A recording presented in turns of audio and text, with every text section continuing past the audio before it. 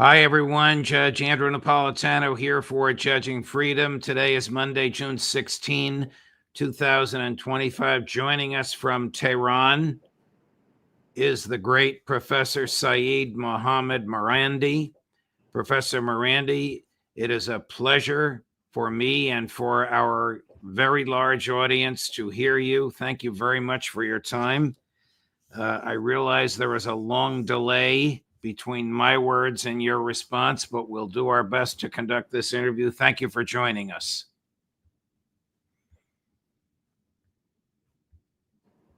Thank you very much, Judge. It's a pleasure and an honor. Thank you. Your dear friends, Alistair Crook, Ray McGovern, Larry Johnson, and Scott Ritter, all of whom have been on before you, all send their warmest regards to you and their prayers for your safety. Are you being bombed by the Israelis as we speak? There were sounds of explosions a few minutes ago, and I was about to do an interview a couple of hours ago when the Iranian radio and television was bombed, and a number of journalists and employees were murdered. I continue to I'm still in a complex because the internet here is better, and I'm alone in the building. Well, what is your safety and your family's safety like today? Well, because I've been told that I may be a target, I've separated myself from my family, and this building, as I said, has been evacuated, and so let's see what happens.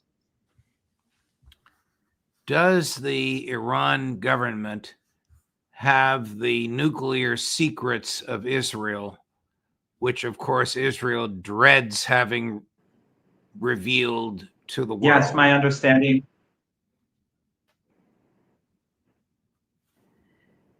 Yes, my understanding is that the Iranians have obtained a very large amount of documents that are top secret, and they reveal an extraordinarily great deal about the workings of the regime, as well as the nuclear program and the role that the West and Western countries, especially European countries, have played in even helping them upgrade their nuclear program, meaning their military nuclear program. The West, particularly the United States, won't even talk about the Israeli nuclear program. In fact, if you work for the federal government of the United States, once headed by Joe Biden, now headed by Donald Trump, you are told not ever to mention the existence of Israel's nuclear weapons.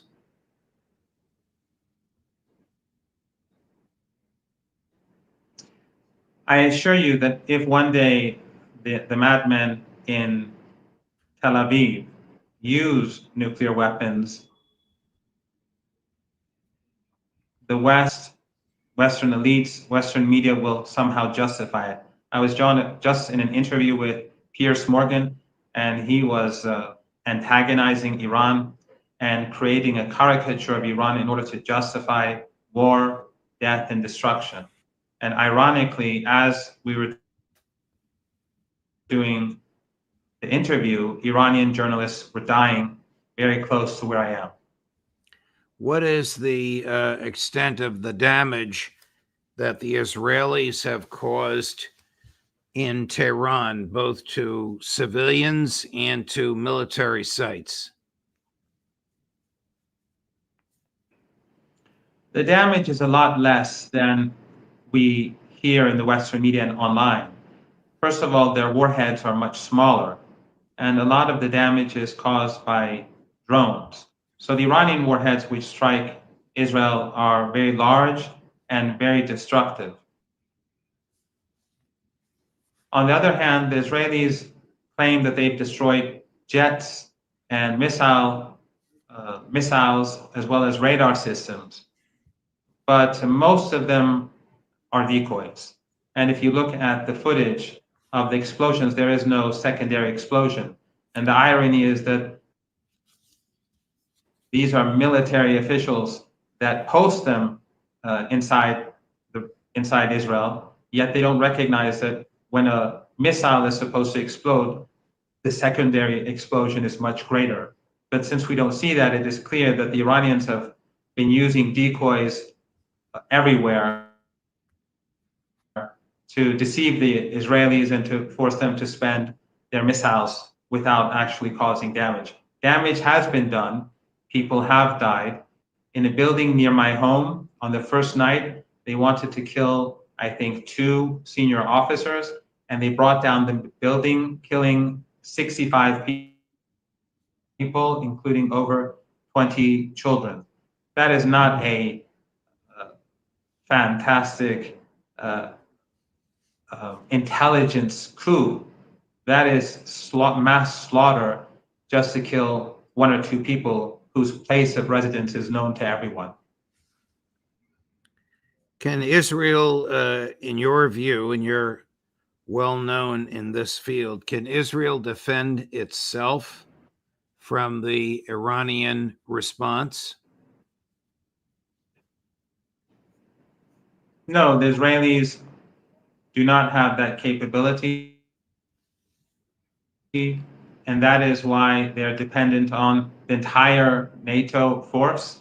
They have mobilized their forces to stop Iranian missiles, but to a large degree, they've failed so far. And the more advanced Iranian missiles and the more destructive Iranian missiles haven't been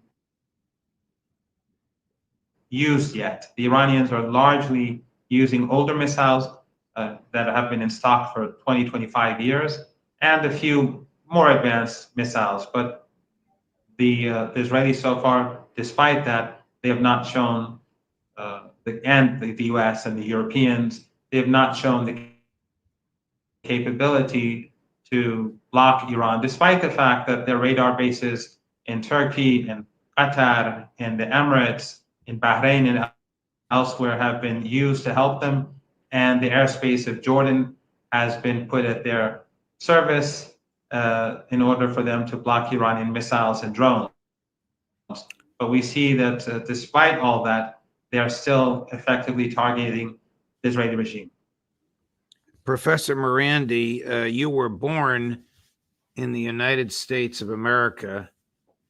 You are a scholar of literature and Orientalism at the University of Tehran. You hold joint citizenship. You are a world-renowned academic. Are you a target of the Mossad and of the Israeli military? I do not know. I do know that security in Iran has asked me to put aside my cell phone. But if I put aside my cell phone, I cannot do interviews. That's the only means that I have to communicate. And I have a responsibility to, as far as it's possible for me, to raise awareness and to prevent the demonization of the Iranian people and to the caricature of the Islamic Republic of Iran, whose only sin for the last 40-some years has been its independence and its support for the Palestinian people. So I don't know if I'm a target, but I thank the gentleman who asked me to get rid of my cell phone for the time being, but I told them I have no option but to remain active online. Professor Marandi, does Iran, you are a former advisor to the nuclear negotiation team, does Iran have a nuclear weapon? No. I was the media advisor, but no. Iran does not have a nuclear weapon. Iran does not have a plan to produce a nuclear weapon. You know, and I'm sure many in your audience know that just recently, Tulsi Gabbard stated that Iran is not developing a nuclear weapon. And Iran in the past has never been developing a nuclear weapon. The United States government admits that at least from 2003, Iran has not been developing a nuclear weapon. And I assure you that before then it was not doing so either. However, Netanyahu has been lying about Iran for well over 30 years. In fact, I think the first time that he lied was a weapon. And he's been lying ever since, regularly, saying it's months away, weeks away, a year or two away, ever since. But Western media will not take that context into account. They'll simply, in order to justify aggression, to justify sanctions, to just say what he says. The buildings actually that belong to the nuclear program that have been bombed, these are buildings that experts at the International Atomic Energy Agency regularly visit, and they have never reported that Iran is building a nuclear weapon. Professor Marandi. And one thing that I should add, because there's a lot of misinformation and disinformation on this. And yes. Go ahead. Oh, Professor Marandi, does Iran pose the slightest threat to the national security of the United States of America?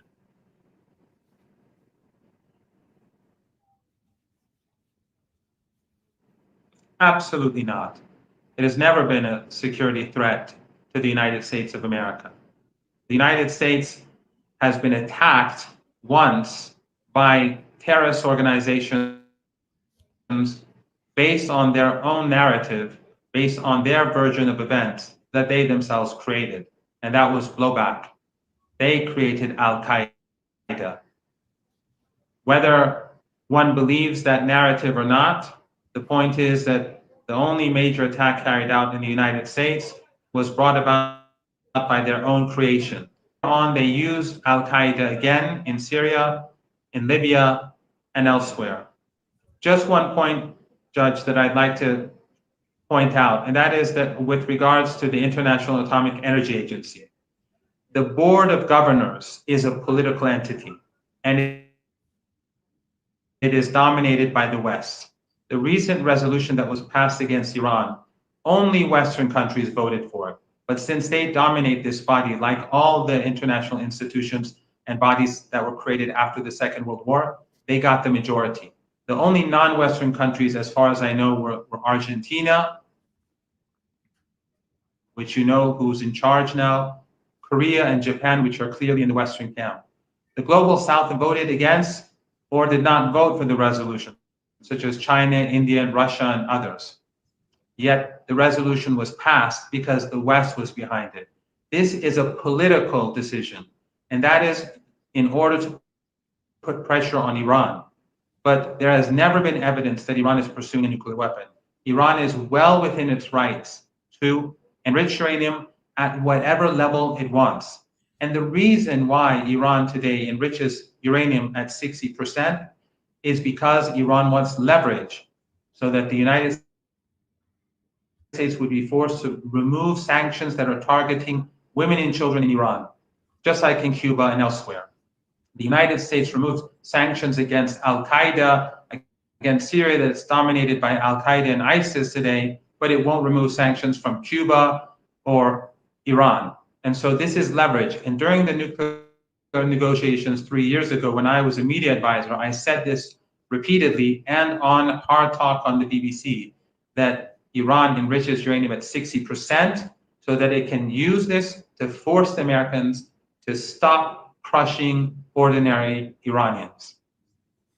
How do you see the military conflagration between Israel and Iran ending? The only way is for the Israeli regime to be convinced that this was a grave mistake. The Iranians, under no circumstances, will accept an end to this conflict where the Israeli regime achieves anything, because they carried out this unprovoked aggression, slaughtered women and children, targeted media, targeted journalists. They bombed a hospital this morning in the city of Kermanshah. I posted it on Twitter. They are targeting ordinary people, but Western media, they ignore it, just like they ignore it in Gaza. Just remember in Gaza how they were saying initially that the tunnels were under the hospitals. Well, why are Israeli anti-defense systems in the middle of Tel Aviv in crowded streets? And when they bombed the hospitals, Western media and even Western intelligence agencies initially tried to pin the blame on the resistance in Gaza. But then the Israelis bombed hospital after hospital after hospital and killed babies in incubators by pulling by cutting the electricity. And then Western media, instead of condemning the Israelis, they moved on. I was in Lebanon when the war started, and when Seyed Hassan Nasrallah was martyred. Western journalists based in Beirut, they have fixers that are Lebanese, drivers that are Lebanese, producers that are Lebanese. They would constantly say Hezbollah's targets are being struck, Hezbollah strongholds are being struck, whereas they knew that the apartment buildings that were being brought down in Beirut and elsewhere they all belong to ordinary citizens. But they simply repeat these narratives in order to justify mass murder. Last subject matter, Professor Marandi. What do the Iranian people think of the American people? What do the Iranian people think of the American government?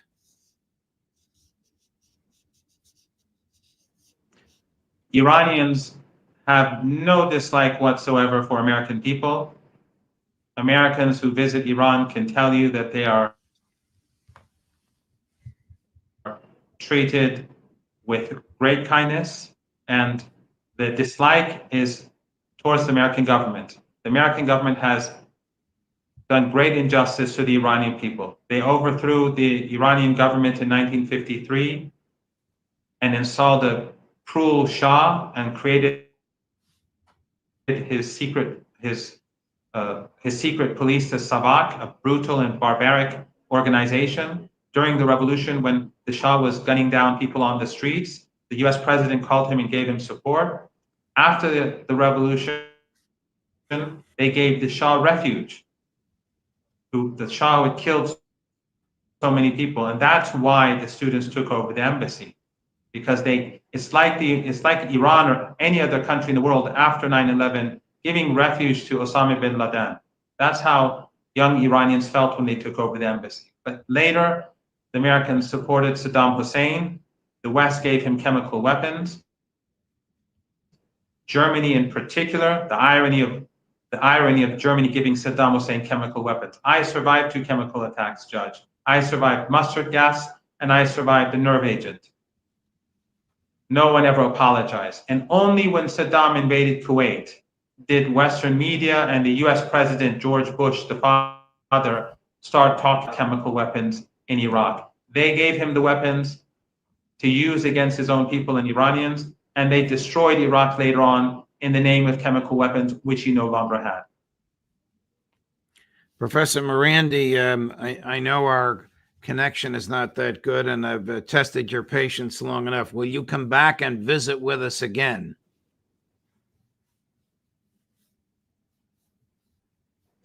I will visit you, Judge, whenever you tell me to come online, although I know that your other guests are much better than I, and all of them are people of great significance and of great principle like yourself. But whenever you ask me to come online, I will be there. You are a great and courageous man, a brilliant and gifted scholar. We wish you and your family well. We wish you safety, and we look forward to seeing you again, Professor. Thank you for joining us. Thank you, Judge. Thank you very much for having me. I wish you and everyone safety. All the best. And thank you for tolerating the difficulties of communicating between New York City and Tehran. Coming up tomorrow, Tuesday at 8 in the morning. That was a great interview, not from my part, but from his part, to expose to all of you and to the American people how a principled academic born in the United States and now living and working in Iran, a world-renowned academic, views all, an academic the Israelis have tried to kill, views all of this. Tomorrow, Tuesday at 8 in the morning, Ambassador Charles Freeman. At 10 in the morning, Professor Jeffrey Sachs. At 11 in the morning, Aaron Mate. At 3 in the afternoon, Colonel Karen Kwiatkowski. Judge Napolitano for Judging Freedom.